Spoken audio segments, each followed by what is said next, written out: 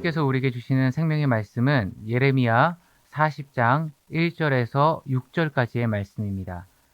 예레미야 40장 1절에서 6절까지의 말씀, 제가 하나님의 말씀을 받들어 봉독하겠습니다.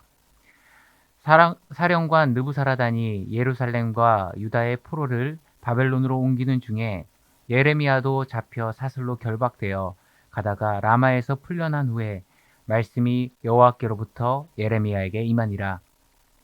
사령관이 예레미야를 불러다가 이르되 내 하나님 여호와께서 이곳에 이 재난을 선포하시더니 여호와께서 그가 말씀하신 대로 행하셨으니 이는 너희가 여호와께 범죄하고 그의 목소리를 순종하지 아니하였으므로 이제 이루어졌도다.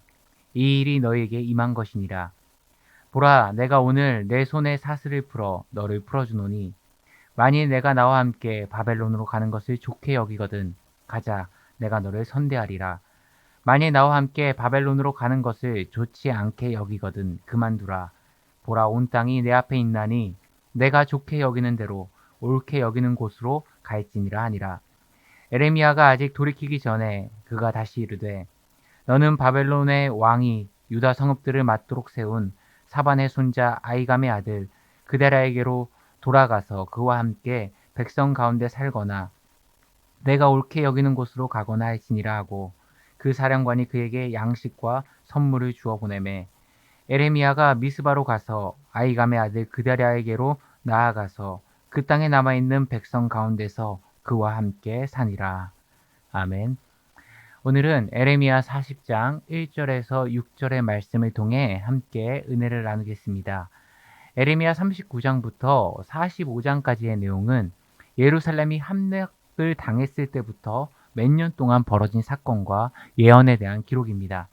앞서 우리는 1년 6개월을 버텼던 이 예루살렘이 바벨론에 의해 마침내 함락되고 시드기야 왕은 자신의 눈으로 자신의 아들들과 신하들이 죽는 것을 목격하게 됩니다. 그리고 그때 시위대에 갇혀있던 에레미야는 풀려나게 된 거죠. 아마도 39장에서 시위대 감옥에서 풀려난 부분과 오늘 40장 바벨론 포로로 이송되는 가운데 이 석방되는 사건은 뭔가 앞뒤가 맞지 않은 것처럼 보일 수 있지만 연속된 시간의 흐름에서 에레미야와 관련된 개별적 사건을 기술한 것이다, 이렇게 생각하시면 됩니다. 즉 시위대 뜰에 설치됐던 임시 감옥에 갇혀있던 에레미야는 예루살렘이 함락된 이후 총독 그다랴의 집에서 머물 수 있었습니다. 하지만 다시금 하나님의 말씀을 선포하고 증거하기 위해 밖에 나가게 되었고 일반 유다 백성으로 오인되어 이 바벨론 포로 행렬에 합류하게 되었을 것입니다. 하지만 이 포로를 이송하는 과정 가운데서 당시 바벨론의 사령관이었던 이 느부사라단이 예레미야를 알아보게 되고 그에게 도움으로 다시금 풀려나게 된 것입니다. 그렇기에 1절부터 6절까지는 에레미야가 돌아가는 과정, 7절부터 12절까지는 유다의 총독 그데라에 대한 성경을 기록을 하고 있는데요. 우리는 여기서 두 가지 리더의 모습, 두 가지 성숙한 자의 성품을 발견하게 됩니다. 이 새벽이라는 시간 관계상 오늘은 이 에레미야의 리더십, 내일은 이 그데라의 리더십에 대해서 우리가 함께 살펴보겠습니다. 첫 번째, 오늘 40장에서 드러나는 모델은 이 에레미야의 리더십입니다. 그가 보여주는 것은 사랑의 성품, 사랑의 리더십입니다. 오늘 에레미야를 풀어준 사령관 느부사라단이 이 에레미야에게 향후 거취에 대해 선택지를 제시합니다. 그 선택지가 무엇인지 오늘 4절에 보시면 보라, 내가 오늘 내 손에 사슬을 풀어 너를 풀어주노니 만일 내가 나와 함께 바벨론으로 가는 것을 좋게 여기거든 가자, 내가 너를 선대하리라. 만일 나와 함께 바벨론으로 가는 것을 좋지 않게 여기거든 그만두라. 보라, 온 땅이 내 앞에 있나니 내가 좋게 여기는 대로 옳게 여기는 곳으로 갈지니라 하니라. 총 3가지 선택지를 제시한 것입니다. 첫 번째는 바벨론으로 함께 동행하는 것, 두 번째는 유대 땅으로 돌아가는 것인데 총독 그데라에게 돌아가는 것, 그리고 세 번째는 그 어느 곳도 싫다면 자유롭게 원하는 곳에 가서 살라는 것입니다. 그리고 이 선택에 따른 삶의 모습이 달라지겠죠. 첫 번째, 바벨론을 선택하게 되면 4절의 말씀처럼 느부사라단이 그를 보살펴주고 선대해주겠다, 이 약속이 보장되어 있습니다. 왜냐하면 바벨론 입장에서는 수많은 고초와 고난, 수강까지 당하면서 바벨론의 통치에 복종할 것을 선포한 이 예레미야만큼 믿음직스럽고 친바벨론적인 성향이 분명한 유대인 리더도 없었던 겁니다. 그래서 바벨론으로 이송된 이 유대인 집단을 바벨론의 통치권 안으로 흡수하기 위해 참 좋은 망명적인 조건을 가진 인물이 예레미야였습니다. 그만큼 바벨론을 선택하게 된다면 이전 예루살렘의 삶보다 더 많은 대우와 안전의 보장이 제공된 분명한 선택지입니다. 반면 세 번째 선택지도 썩 그리 나쁜 선택지는 아닌 것 같습니다. 예레미야 입장에서는 이 예루살렘에 대한 멸망을 선포했고 이 바벨론에서 70년 포로 생활이라는 하나님의 계획에 대한 선포를 지난 모든 세월 그 어려움과 여건과 환경 속에서 자기에게 주어진 소명과 사명을 생명 걸고 완수했습니다. 이제는 자신의 모든 소임이 끝났기에 잠시 물러나고 싶은 마음, 또 쉬고 싶은 마음도 들 수 있다고 생각합니다. 그냥 남은 여생 이제 하나님만 바라보며 하나님의 백성으로 살다 마무리하고 싶다. 충분히 그런 생각이 들 수 있죠.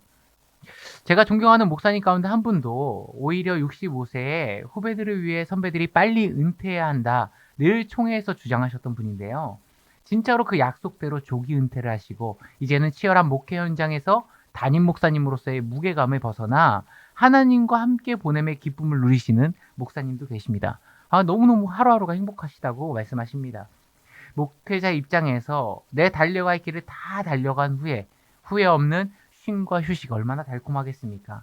어떤 목회자들도 이렇게 충성되이 하나님 옆에 사역하다가 이제는 하나님과 남은 여생 같이 보내고 싶은 그런 인생을 꿈꾸겠죠. 하지만 예레미야의 선택지는 첫 번째도 세 번째도 아닌 다시금 백성들의 삶의 현장, 사역의 현장, 어려움의 현장으로 달려갑니다. 많은 사람들이 예레미야를 미워했습니다. 그들의 눈에는 자꾸만 바벨론에게 항복해야 된다라는 이 나라를 팔아먹는 매국노처럼 보였을 것이고 좋은 소리도 한두 번이지 하나님의 메시지라고 계속적으로 멸망에 대한 메시지와 항복에 대한 메시지를 선포하는 예레미야에 대해 유다 백성들의 시선은 썩 그리 좋지 않았을 거고 굽지 못했을 것은 너무나도 자명한 일입니다. 하지만 그의 선택은 이 바벨론이라는 자신의 삶에 대한 확실한 보장이 아니라 나는 내 일을 다 했어 이제는 좀 쉬고 싶어라는 개인적인 돌봄의 차원의 선택이 아니라 그렇게도 자신을 경멸하고 미워하고 박대했던 자신의 민족들에게 돌아가기로 결정한 것입니다. 사랑의 성품이자 사랑의 리더십이라고 할 수 있습니다. 코로나로 인해 몇몇 독선적이고 독단적인 잘못된 신념으로 무장된 이 종교 지도자들로 인해 한국교회는 더없이 어려움과 부정적인 시선을 받고 있는 상황입니다. 그들의 뜻이 우리 모든 한국 기독교의 뜻이 아니다. 아무리 소리쳐봐도 과거 어느 시대와 비교할 수 없을 정도로 부정적인 눈빛으로 바라보고 있는 형국입니다. 그렇다면 우리가 이 시대와 이 민족을 향해서 품어야 할 성품은 무엇이겠습니까? 에레미야가 자신의 육적 보호를 받는 것보다 백성들의 영적으로 보호하기 위해 자신을 사랑하지도 않고 자신을 존중하지도 않는 그 예루살렘으로 다시 돌아갔던 것처럼 아무리 곱지 않은 시선으로 한국교회를 바라본다 하더라도 아무리 냉소적인 비판의 목소리로 주님의 십자가를 왜곡하고 차마 입에 담지 못할 말과 소리로 우리의 가슴을 후벼 판다 할지라도 선대하는 사람보다 우리를 막대하는 일을 품는 사랑으로 나아가는 것이 이 시대를 살아가는 예레미야와 같은 하나님의 백성들에게 요구되는 모습이 아닐까 생각합니다. 우리의 모범 되시고 우리의 모델 되시는 예수님의 모습을 우리 한번 떠올려 봅시다. 세상의 모든 만물을 창조하신 그 하나님께서 친히 말씀이 육신되어 이 땅에 강림하셨습니다. 그것도 가장 화려한 궁전이 아닌 가장 낮은 마국간 구유에서 가장 낮은 모습으로 낮은 자들을 위한 이 연약한 자들을 위한 주님으로 오셨습니다. 그리고 복음서에서 증거되는 예수님의 모습은 철저하게 그들을 사랑하셨습니다. 수많은 병자들, 수많은 귀신 들린 자들, 어린이와 여자들과 사회에서 아무도 돌아보지 않는 그 착취의 대상이자 정죄의 대상에 불과했던 그들을 친히 사랑하셨습니다.